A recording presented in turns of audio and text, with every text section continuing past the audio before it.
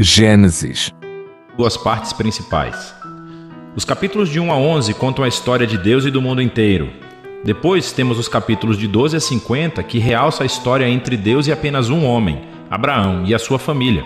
Essas duas partes estão conectadas por uma história que começa no capítulo 12. Esse esboço nos dá uma ideia de como entender a mensagem do livro como um todo e como ela apresenta a história da Bíblia inteira. O livro começa com Deus tomando a desordem e a escuridão descritas na segunda frase da Bíblia. E disso Deus traz a ordem, a beleza e a bondade. Ele cria um mundo onde a vida pode florescer. Deus faz essas criaturas chamadas humanos, ou Adam em hebraico. Ele cria os humanos à sua imagem, que está relacionado com o seu papel e o propósito deles no mundo de Deus. Os humanos são criados para refletirem o caráter de Deus no mundo. Eles são nomeados como representantes de Deus para governar o seu mundo em seu nome, o que, nesse contexto, significa aproveitar todo o seu potencial, cuidar dele e torná-lo num lugar onde ainda mais vida possa florescer. Deus abençoa os humanos. Essa é uma palavra-chave nesse livro. Deus lhes dá um jardim, um lugar onde podem começar a construir esse novo mundo. A parte importante é que os humanos têm uma escolha sobre como vão construir esse mundo, representada pela árvore do conhecimento do bem e do mal. Até agora, Deus forneceu e definiu aquilo que é bom e o que não é. Mas agora Deus está dando aos humanos a dignidade e a liberdade de escolher. Será que eles vão confiar na definição de Deus para o bem e o mal? Ou vão buscar autonomia e definir bem e mal por conta própria? É um risco muito grande. Rebelar-se contra Deus é abraçar a morte, porque você está se afastando do próprio doador da vida. E isso é representado pela árvore da vida. No capítulo 3, uma figura misteriosa, a serpente, entra na história. A única coisa que sabemos sobre a serpente é que ela é uma criatura que Deus fez. Torna-se claro que é uma criatura em rebelião contra Deus. Ela quer levar os humanos à rebelião e à morte. A serpente conta uma história diferente sobre a árvore e a escolha. Ela diz que buscar conhecimento sobre o bem e o mal não trará a morte, mas sim irá garantir a vida e se tornarão como Deus. Agora, isso é uma ironia trágica porque sabemos que os humanos já são como Deus. Foram feitos para refletir a imagem de Deus. Em vez de confiar em Deus, os humanos buscam a própria autonomia. Eles escolhem o conhecimento do bem e do mal para si e, instantaneamente, toda a história fica fora de controle. A primeira perda acontece nas relações humanas. E, de repente, o homem e a mulher entendem o quão são vulneráveis. Eles não podem nem confiar um no outro. Eles fazem roupas e se escondem um do outro. A segunda perda acontece na intimidade entre Deus e os humanos. Eles correm e se escondem de Deus. Quando Deus os encontra, eles começam um jogo de culpar um ao outro sobre quem iniciou essa rebelião. E nesse momento a história para. Há uma série de poemas curtos nos quais Deus declara, primeiro para a serpente e depois para os humanos, as consequências trágicas dos seus atos. Deus primeiro diz à serpente que, apesar da sua vitória aparente, ela está destinada à derrota e a comer poeira.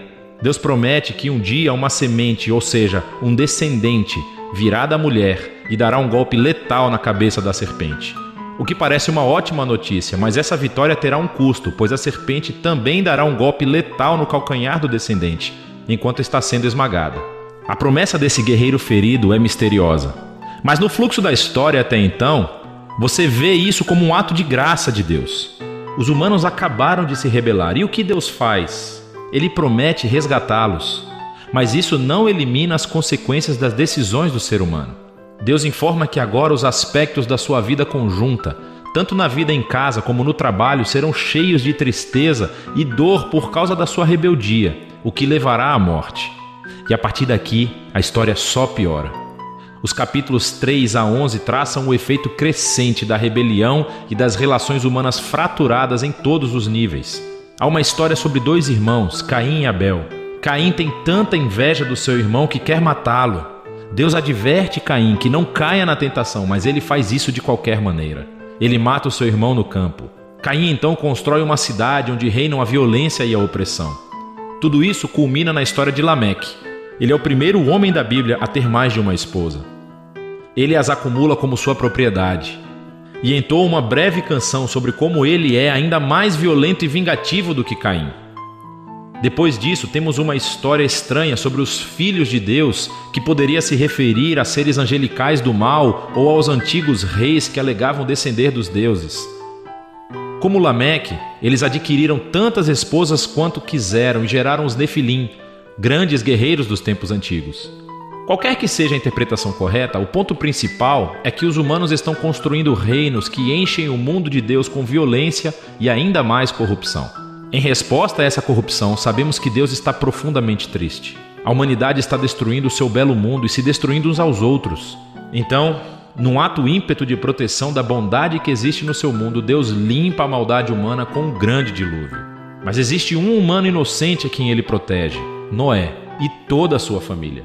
Ele nomeia Noé como um novo Adão. Ele repete a bênção divina e envia Noé pelo mundo afora. Mais uma vez, temos grandes expectativas, mas Noé falha, também no jardim. Ele vai e planta uma vinha e fica bêbado até perder os sentidos. Então, um de seus filhos, Cam, faz algo vergonhoso ao seu pai na tenda. Aqui temos o nosso novo Adão, nu e envergonhado, justamente como o primeiro. E novamente tudo piora. O que leva à fundação da cidade da Babilônia. As pessoas da antiga Mesopotâmia se reúnem em torno de uma nova tecnologia, o tijolo.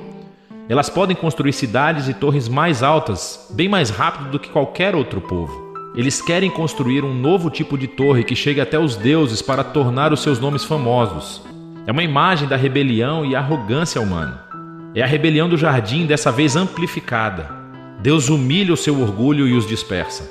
Essas são histórias diversas, mas você pode ver que todas exploram o mesmo princípio básico. Deus continua dando aos humanos a chance de fazer a coisa certa com o seu mundo, e os humanos continuam a destruí-lo. Essas histórias afirmam que nós vivemos num mundo bom, que tornamos mal, e escolhemos definir o bem e o mal por conta própria. Todos nós contribuímos para esse mundo de relacionamentos rompidos, levado ao conflito e à violência e, finalmente, à morte. Mas há esperança.